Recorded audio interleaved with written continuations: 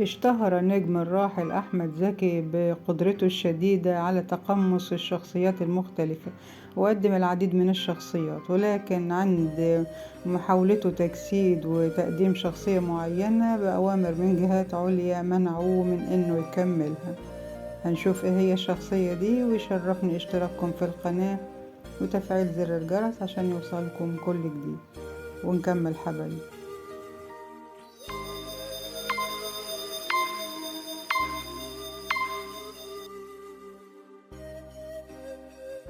أحمد زكي متولي عبد الرحمن بدوي، مواليد 18 نوفمبر 1946 وتوفى 27 مارس 2005.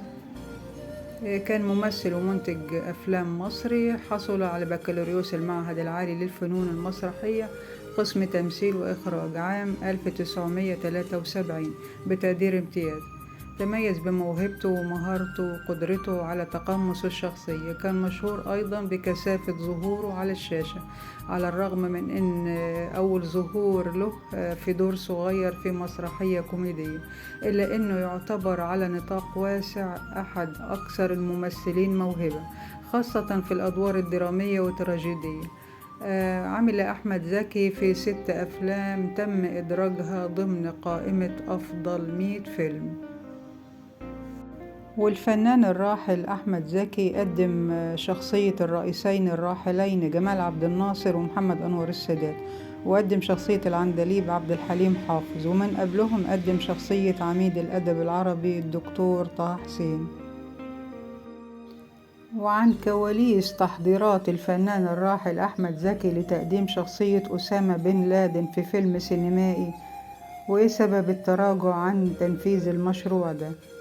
قال الماكير الشهير محمد عاشوب خلال حوار ليه يعني في أحد اللقاءات التلفزيونية، قال عملية تحويل أحمد زكي لشكل أسامة بن لادن مش مجرد تركيب لحية مستعارة، وأضاف إن تحضيرات الشخصية في الأول لازم أحط الصورة الأساسية صورة بن لادن وجنبها صورة أحمد زكي، وابتدي أحول أحمد زكي على الكمبيوتر قبل الشغل على الوجه، واعمل بروفات واشوف درجة لون الشعر مش مجرد تركيب دقن. وردا على سؤال لماذا لم يقدم أحمد زكي هذا الفيلم، قال محمد عاشوب في ناس مهمين جدا من السعودية كلموه وقالوا له يا أحمد بلاش، هيضرك ومش هيفيدك، لأنه بقى شخصية مكروهة وعدائية. ربنا يرحمه ويرحمنا جميعا. أشكركم حبايبي على حسن المتابعة. مع السلامة.